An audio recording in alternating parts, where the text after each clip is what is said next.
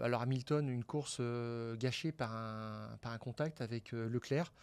Grand Prince, il a laissé passer Russell. Au moins, c'est une forme d'intelligence quand même. On sauve ce qu'on peut, mais on va pas être bien. Clairement, Toto Wolff l'a avoué que tout le monde allait courir après Red Bull et que Mercedes n'était pas de toute façon en tête du peloton des poursuivants.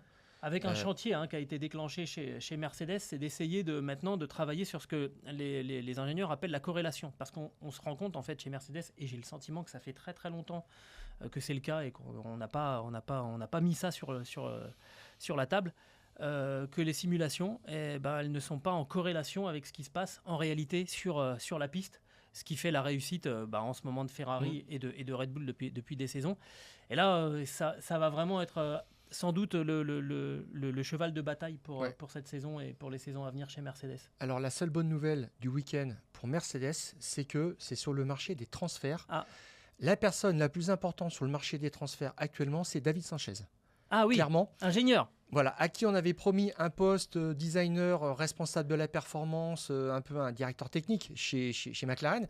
Et il s'est fait doubler par Rob Marshall, le numéro 2, l'autre adjoint des grandes années d'Adrian Newey. Parce que l'autre adjoint qui compte, c'est l'adjoint aéro Dan Fallows qui a rejoint depuis presque 2 ans maintenant Aston Martin.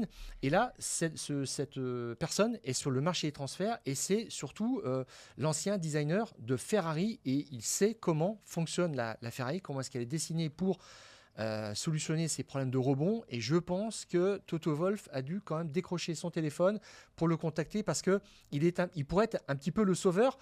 Comme l'avait été Pat Fry, tu sais, chez McLaren, pendant 6 mois. Au bout de 6 mois, en fait, il a remis d'équerre la voiture. Il a été pris comme consultant et il leur a dit il faut corriger la voiture comme ci, comme ça. Et après, c'est là que Pat Fry a attiré de nouveau les regards sur lui dans le paddock. Il a été engagé comme directeur technique d'Alpine. On sait ce que c'est devenu. Mais là, David Sanchez, c'est la personne qu'il faudrait à Mercedes pour faire un pas en avant. On a fait les choses un peu à l'envers. David Sanchez qui avait donc quitté Ferrari pour aller chez McLaren. Pour retourner chez McLaren. Et qui, à la fin de sa période de jardinage, a donc découvert son poste chez McLaren. Et au bout de 3 mois, il a dit bon, merci messieurs, dames, je m'en vais. Son poste était vampirisé par Rob Marshall. Donc il y a un ingénieur de talent de haut niveau, sur le marché des transferts. C'est vrai qu'on s'intéresse beaucoup aux pilotes, mais sur le marché des transferts, ça bouge aussi beaucoup.